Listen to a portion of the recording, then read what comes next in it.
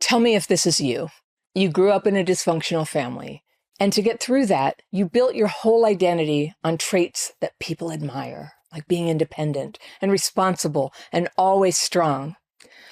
I was totally like this. Maybe you were too. But here's the truth. Those traits work to keep your spirit intact in a childhood that always felt like danger. It saved you then, but now those same traits are behavior patterns that keep you stuck and disconnected and wondering why your life feels like it never stops being so hard. If this is you, you know exactly what I mean. You get complimented for being reliable, for being able to do anything. You never need help for anything, for always holding things together. She's the glue, right? On the outside, it looks like you're strong, but inside, you're running on fumes. You lie awake at night, worrying and wondering why no one comes through for you. You end up resentful that love never seems to come back to you the way you give it. And you get tired of carrying everything, but you don't know how to stop. And that's not strength. That's old survival strategies that are still running through your nervous system and wearing your body down. And normal people advice like, hey, just relax or just breathe. You already know this. It doesn't help. I was the oldest daughter in a family with 4 kids. You probably already know this. A lot of oldest daughters fall right into the competence end of the survival strategy spectrum. Somebody in the family had to keep things together. That was me.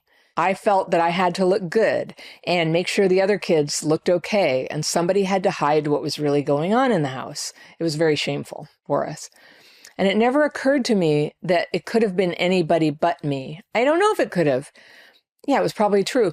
But when I was in my 20s, I was run down like I was 80 years old because I still was in that I have to do everything. And honestly, I feel younger today than I did 40 years ago. You know, when I was 21, I was smoking 2 packs a day. I was living on coffee and Snickers bars. I was 107 pounds. I'm 5'6". I was very skinny. And every shift at the sandwich shop where I worked, every paper I had to write, every bill I had to pay felt like I was just barely going to make it. I was just like running for the finish line all the time, like, like wolves were chasing me. My back hurt. I had migraines. I couldn't sleep. And lonely. I was so lonely all the time. When kids grow up in abuse and neglect, they don't get the chance to just be kids. They have to invent workarounds to get through the day. They figure out what keeps the peace, what avoids punishment, what lets them get by without too many losses.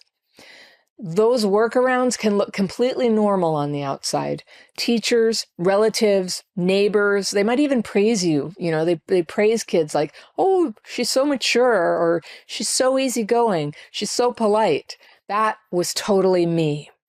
Now, there are upsides, but nobody ever guesses that you're struggling, that you need help. And God knows you don't ask for it. The idea of asking for help used to fill me with shame. You probably know the feeling. But as adults, those same defenses don't protect you anymore. They cut you off from people, and they leave you isolated.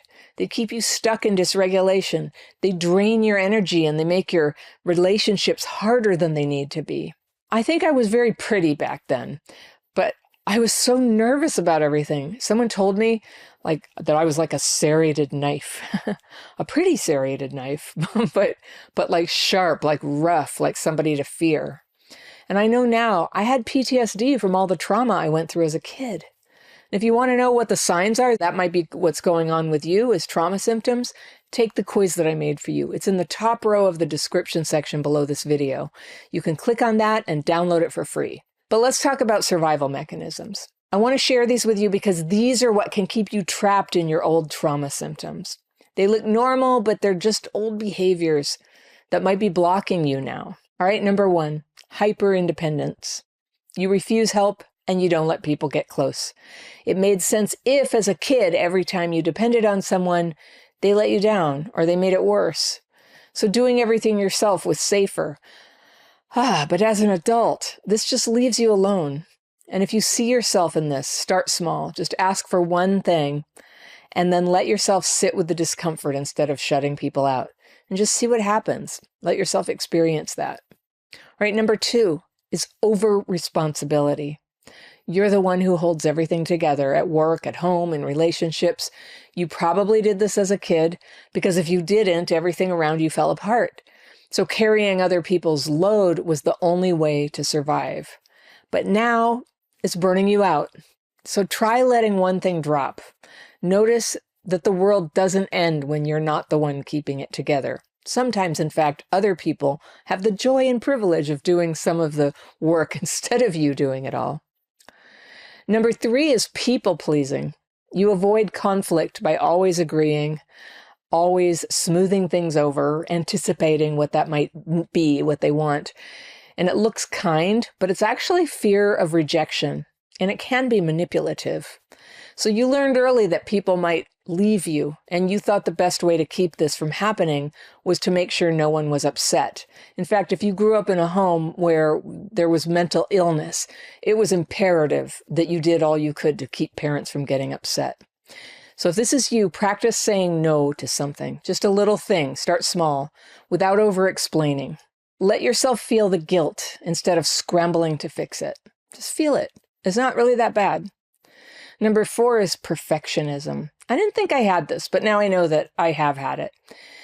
If mistakes weren't safe in your childhood, like not just because you got punished, but because nobody was minding the shop, if nobody was making sure the tires didn't fall off the car, you maybe learned to overwork, over-prepare, and never hand in anything unless it was flawless. Perfectionism might have protected you then, but now it drives you into burnout and it keeps you isolated from other people and dysregulated. So a way out of this is to deliberately finish something at just good enough level, 70%, and then just leave it. Just experiment with that. That's how you learn that it's actually safe to stop or to not do a perfect job on things. Number 5, numbness. A lot of people think it's impressive that you're calm in a crisis. But the truth is your nervous system is in freeze mode, and it's keeping you from fully feeling your emotions. This might have been a blessing when your feelings were overwhelming, you couldn't handle them, or your feelings put you in danger. But numbness keeps you from real intimacy, and it robs you of joy. So change this. You don't have to dive into feelings all at once, Start simply. You can do it privately. Just say out loud what you're feeling in the moment, even if it's just one word. Number 6, workaholism. You bury yourself in work or busyness because it keeps you from having to feel anxious or lonely. Now, people might call it drive or ambition, but it's really avoidance. Avoidance is what it is. So if you're caught up in this, stop for 30 minutes with no phone, no tasks, no distractions, and let yourself see what comes up when you're not constantly doing things. All right, number 7 is avoidance of conflict. You may even pride yourself on being easygoing, but in reality, you're terrified of anger. In your childhood, conflict may have meant violence, abandonment, or humiliation for you. As an adult, avoiding conflict keeps you silenced and disconnected. So a small step out of this is to voice one honest opinion when you'd normally hold it back. Number 8, constant self-reliance. You never delegate. You don't trust. You never open up. It looks like strength, but it's fear. You don't let anyone else in because it feels too risky. The shift here is to let someone else handle one thing this week. Just one thing. Don't micromanage them. Just delegate and let it go. Number 9 is chronic caretaking. You define your value by fixing other people's problems. You probably started this as a child who was ignored, so being useful was the only way that you felt that you could play a role. Now it just drains you, and it breeds resentment. So try stepping back from one problem that's not yours to solve. Leave it alone and let the chips fall where they may. Number 10 survival mechanism is charm and humor as armor. You're the funny one. You're the entertainer, right? That was me. You use jokes to disarm people and keep them from seeing what you really feel. And it works. And it's fun to have a laugh. But when you're always doing that, it keeps you hidden. So next time you want to cover with humor, try answering seriously instead. Let someone see you, without the mask. Number 11 is a high tolerance for bad behavior.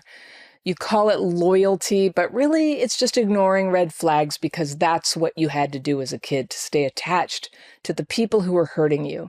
As an adult, this is a habit that keeps you stuck in bad relationships. So start by writing down 3 behaviors that you will no longer accept, and then hold yourself to it. 12 is just busyness. You never stop moving. Stillness makes you panic, but constant motion is just another way to outrun the feeling of emptiness.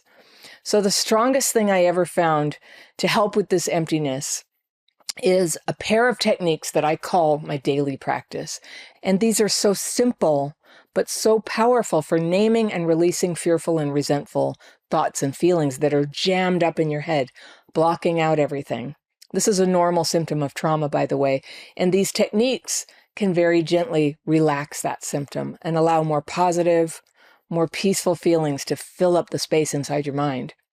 Now, you can get that grief, you can get the rage out, you can see what's bothering you and do something practical to resolve it. It's never as much stuff as it feels like when it's all jammed up in your head. I strongly encourage you to try this daily practice. It's saved my life. So I'll put a link to that down in the description section too. Do you see the description section? Some people always say, I don't know what you're talking about. There's just like rows of words there below the video. And if you'll see 2 rows, and those are links that I have for you. You can also click that little word more, and then boop, the whole description section opens up for you. You can see a whole bunch of things that I have to offer you that you might find useful. Some free tools, some paid programs. So these 12 traits that I've described are not random quirks. They're survival patterns that once made sense. I'm glad you had them, but now they keep you cut off from the very things that you need most, like love, healing, and meaning in your life. None of these traits are just like how you are. They're not your personality. They're the nervous system's adaptations to growing up without protection. And they leave you exhausted and vulnerable. And they are all driven by fearful and resentful thoughts and feelings that you can face and release. So it is possible just to have less of that. You can have space in here for something new, for insight, for clarity, for ideas and the energy to pursue those ideas. That's how you reclaim parts of your life that trauma has been running. You figured out how to get through a childhood that was harder than most people will ever understand. They just, we understand each other. They don't understand. But survival is the floor. It's not the ceiling. You don't have to keep living like every day is about bracing for danger. You can start freeing yourself right now. You're not defined by what happened to you, and you're not limited by the way it affected you. You are meant for much, much more than this. And it's time for you to take steps forward into the good life that belongs to you. If you like this video, I've got one that you're going to love right here, and I'll see you very soon. Today, what's happening is your own behavior. And the worse you were hurt back then, the more likely it is that you have a pattern of hurting yourself now.